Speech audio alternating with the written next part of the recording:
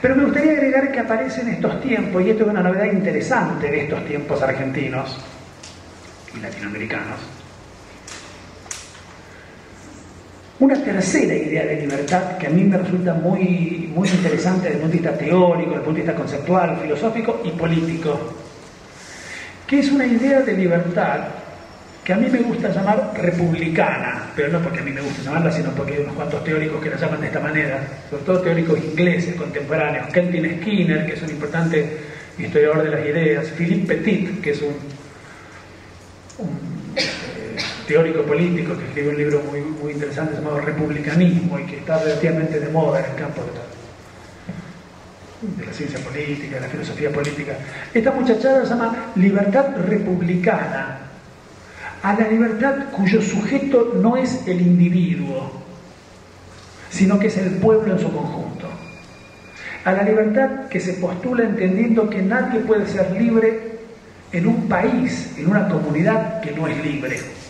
Que yo no soy libre solo porque el Estado me garantice no entrar por la noche a mi casa, no violar mi correspondencia, no violar mi cuerpo, no violar mis ideas, dejarme escribir en la prensa sin censura previa, si el país en el que vivo es esclavo de otro país, de un ejército extranjero, de una potencia invasora o de un organismo financiero internacional.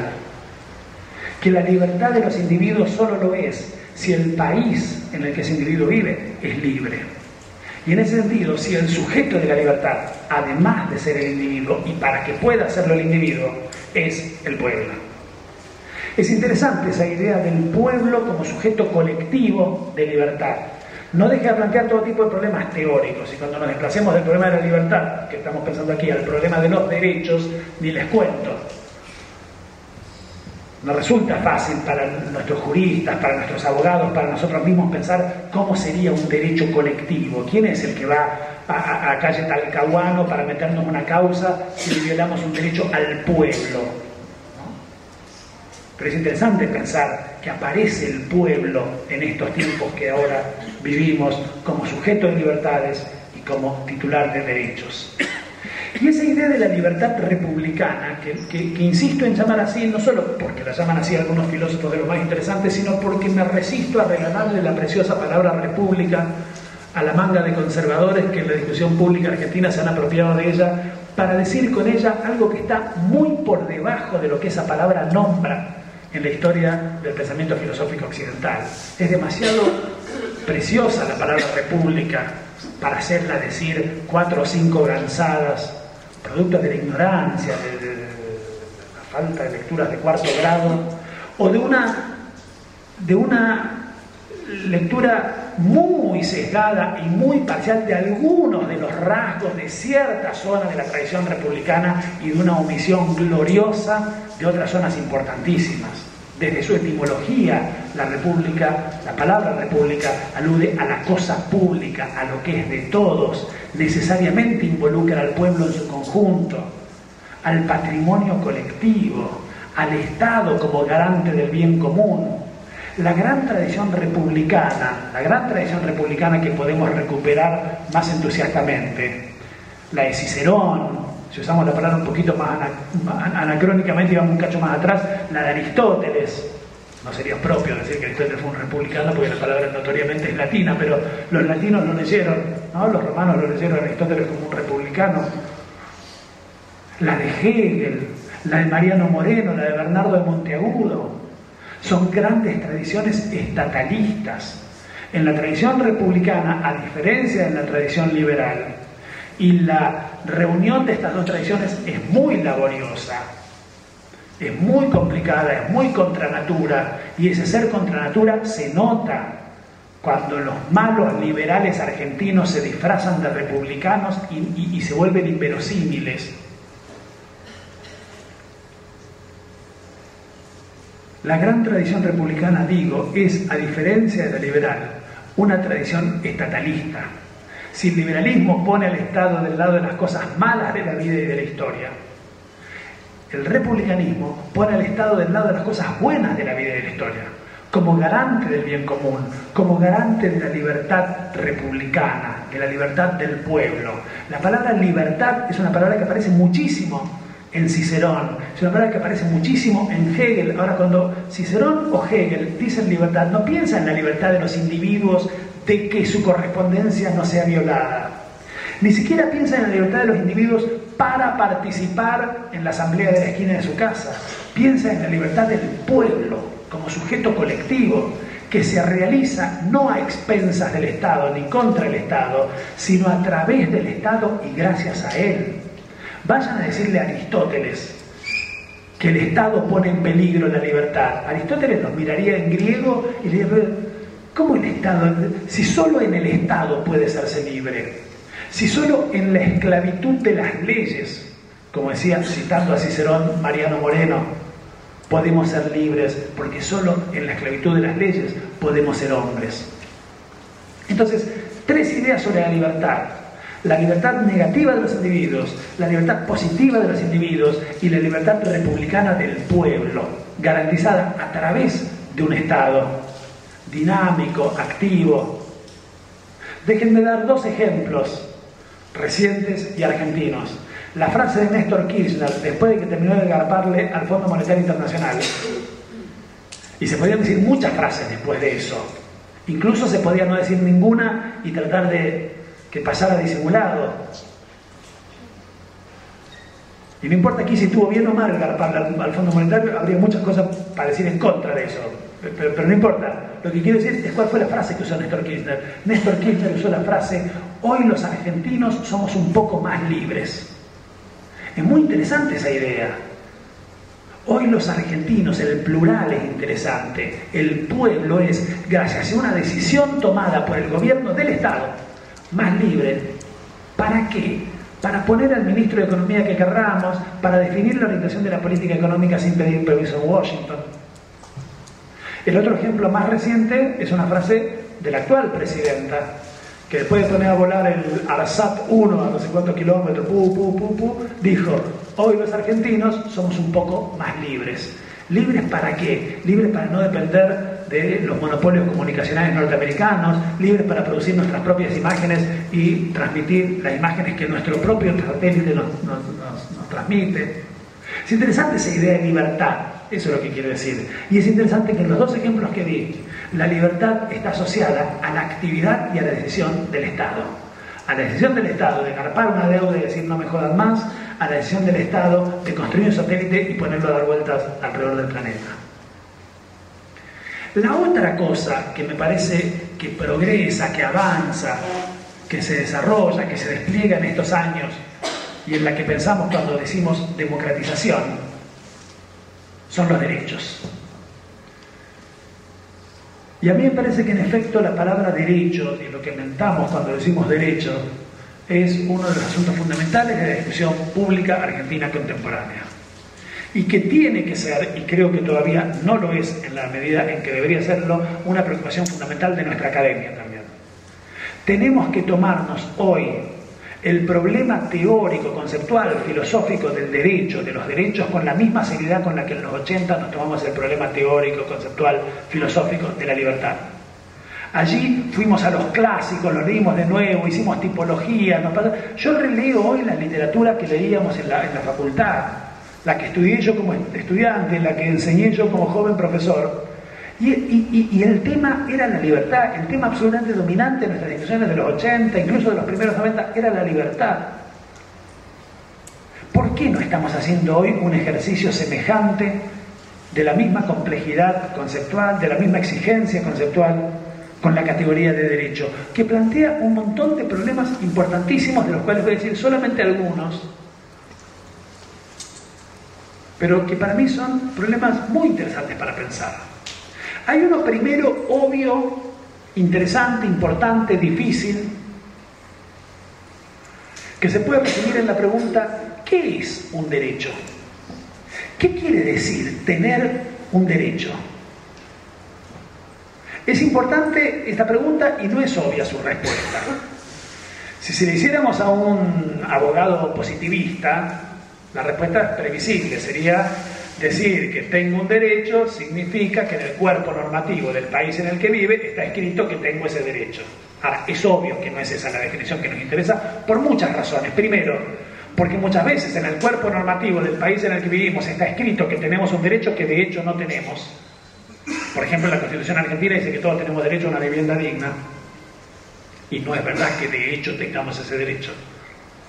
Y muchas veces, porque hay derechos que proclamamos tener, exactamente porque no están escritos y para que estén escritos de una buena vez. Entonces allí la lucha es la lucha porque el legislador, como se dice, recoja un clamor popular y ponga por escrito un derecho. Entonces a lo mejor sería posible identificar, digo esto medio desprolijamente, 3 momentos en la historia de un derecho. El momento de la posibilidad de su conceptualización. Para adelantarme a un tema sobre el que hablaremos enseguida, digo, hoy podemos representarnos, a pesar de que todavía no está escrito en la legislación argentina, y quiero anticipar mi posición sobre el particular, tiene que estar escrito, es una vergüenza que no esté escrito, pero no está escrito, pero podemos representarnos a la universidad como un derecho humano universal. Esa frase hace sentido para nosotros, no hacía sentido para nuestros padres. No hacía sentido para mí hace 15 años, porque no se habían verificado un conjunto de circunstancias que hoy nos hacen pensable a la universidad como un derecho. Después voy a decir cuáles son esas circunstancias. Entonces, primero, la posibilidad de concebir algo como un derecho. Segundo, el momento en que ese derecho, concebido por una sociedad, es puesto en el cuerpo de una ley. Tercero, el momento en que ese derecho, puesto en el cuerpo de una ley, es ejercido efectivamente por sus titulares. Y por lo tanto es en general olvidado como derecho.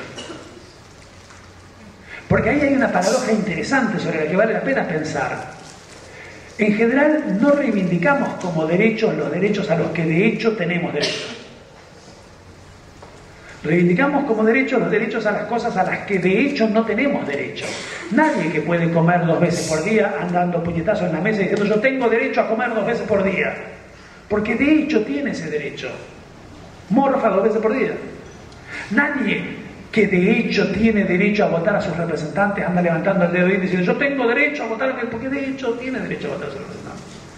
Es el que de hecho no tiene derecho a comer 2 veces por día. El que lleno de indignación dice yo tengo derecho a comer 2 veces por día. Es el que no puede votar a los representantes. El que lleno de indignación dice yo tengo derecho a votar a los representantes. Frente a lo cual nosotros podríamos responderle no, no tenés. De hecho no tenés, ¿no ves que no tenés? ¿Y cuál sería la respuesta que nos daría el que reclama un derecho que de hecho no tiene? Nos diría, de acuerdo, de hecho no lo tengo, pero concédeme que lo debería tener. Entonces es interesante la palabra derecho, porque cuando decimos que tenemos derecho a algo, solemos querer decir al mismo tiempo 2 cosas. Una, que de hecho no tenemos ese derecho. Y 2, que deberíamos tenerlo. De manera que la tensión entre el ser y el deber ser, entre la descripción y la prescripción, es constitutiva de la idea misma de derecho, que por eso se convierte en una de las ideas más políticas que hay. Decir que se tiene un derecho, es decir, reconocer que no se lo tiene y exigir que la sociedad cambie para tenerlo, es una idea necesaria, constitutiva, poderosísimamente política. La segunda cuestión que aparece en relación con los derechos, derivada de esta indeterminación de principio de los derechos, no está escrito en ningún cielo ni en ningún suelo cuáles son los derechos que tenemos, porque eso cambia con la historia, eso cambia con los tiempos. Eso cambia con los consensos que van logrando los pueblos laboriosamente. A veces esos consensos requieren que un derecho esté puesto por escrito para volverse más plenos. Por eso a veces la lucha porque un derecho esté escrito es interesante, y a veces el que lucha por eso no lucha porque ingenuamente crea que basta ponerlo por escrito para que el derecho en efecto se verifique, sino porque quiere verlo por escrito como confirmación de que la sociedad cuyos legisladores escriben eso, piensan de hecho eso, aunque después el derecho no se cumpla. Yo quiero que una futura ley de educación superior de este país diga que la universidad es un derecho humano universal, pero sé que al día siguiente no va a ser verdad que todos los chicos y las chicas de 18 o 19 años puedan ir a la universidad. No importa, quiero que esté escrito, porque quiero que resulte escandaloso que no puedan ir todos los chicos y chicas de 19 años. Y hoy, desde el punto de vista de la ley, no resulta escandaloso. No estamos violando una ley al no garantizarle a nuestros jóvenes el derecho que yo creo que los asiste y que la ley debe decir que los asiste a ir a la universidad. Entonces digo, la segunda pregunta que surge de aquí es una pregunta que a mí también me resulta muy interesante, que es, ¿qué pasa cuando en un contexto de ampliación general de derechos, cuando todos vamos teniendo más derechos, y esto en efecto no es necesario ser un kirchnerista de comunión diaria para experimentarlo hoy en la Argentina, los derechos de algunos o las posibilidades que algunos reclaman o reivindican como derechos empiezan a colisionar con los derechos o con las posibilidades que otros reclaman como derechos. ¿Cuántas veces hemos discutido en los bares y cafés de nuestra querida República Argentina si tienen más derechos los trabajadores desocupados que no tienen otra forma de hacer oír su reclamo que cortar una calle o una ruta del país, o los honestos trabajadores que tienen que llegar a horario a la fábrica porque si no les descuentan el presentismo?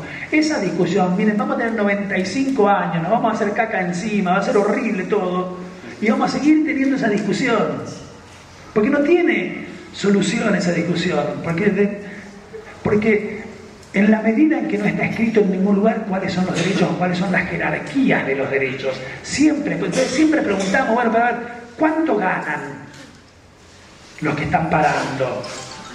¿Cuánto le descuentan al que no puede llegar a ver? ¿Cómo es la cosa? ¿Hay caminos alternativos? No, siempre nos sorprendemos haciendo esas preguntas porque no hay posibilidad de responder a priori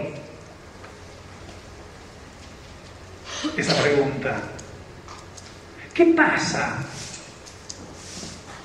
cuando los docentes de una institución cualquiera, en ejercicio de lo que nos alegra poder considerar un derecho humano inalienable, como es el derecho a la huelga, dejan sin clases a sus estudiantes de lo que nos alegra poder reivindicar como un derecho humano inalienable, el derecho a la educación? Tampoco tenemos una respuesta a priori para esa pregunta. Enseguida preguntamos, ¿pero cuánto están ganando los docentes? Y no tienen otra vía, y no hay otro método. Y los estudiantes, ¿qué van a hacer mientras tanto? Y no pueden hacer un trabajo práctico, se tienen que ir a la casa, ¿no? Yo tenía una vez cuando yo vivía en Brasil, tenía un profesor en el doctorado que era un tipo un tipo muy interesante, y lo torturaba esto. Torturaba. A mí me tocó en la Universidad de San Pablo un semestre fantástico, fue extraordinario, con mucha movilización, mucho entusiasmo de huelga general en la USPI, la mayor universidad de San Pablo, y una de las más grandes de América Latina, por cierto, ¿no? Y los profesores adherían más, menos a la huelga. En general había una adhesión fuerte a la huelga, y el profesor de quien estoy hablando era un profesor sin duda muy progresista, pero con una preocupación torturante para él sobre qué debía hacer. Y esa preocupación no se la planteaba al comienzo de la huelga y la resolvía de una vez. No, teníamos clase los miércoles de la mañana. Iba todos los miércoles y era desesperante escucharlo argumentar consigo mismo, contra sí mismo, con nosotros. Nos preguntaba y algunas veces entraba al aula y nos daba algo que se parecía a una clase, pero no mucho porque no quería ser carnero. Era muy interesante porque se debatía en esta cuestión. ¿Cuál de estos dos? Ustedes tienen un derecho a escuchar mi clase, yo tengo derecho a protestar porque el salario no está bien, ¿no?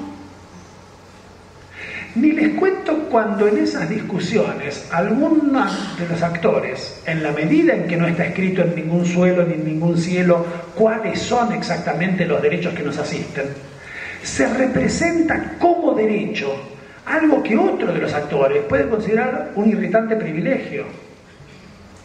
Dando una clase sobre estas cosas, el derecho a la educación, los jóvenes, no sé, el futuro, para un importante grupo de profesores argentinos, una señora, una colega, una profesora argentina, levantó su manita y me sorprendió diciendo: todo bien con el derecho de los jóvenes a la educación, pero yo también tengo derecho a dar clases sin vagos y sin atorrantes en mis aulas. Y se despachó con una diatriba perfectamente previsible contra todo lo que se le ocurra, desde la asignación universal hasta el conectar igualdad, parando en todas. Ahora, era muy interesante el debate que planteaba la colega, era muy interesante. Yo no podía decirle no porque está escrito, no, porque no está escrito, porque yo digo que nuestros jóvenes tienen que tener un derecho a la educación, es decir, no lo tienen, tienen que tenerlo. Y yo creo que pretender que es un derecho humano inalienable el derecho a dar clases sin vagos y atorrantes, no solamente es la sumatoria de todos los prejuicios que uno podría listar, sino que no es un derecho, no es un derecho. ¿Sabes qué? No te asiste ese derecho, ¿no? Ahora, y la señora dice: ¿quién sos vos? Parece que no sabes.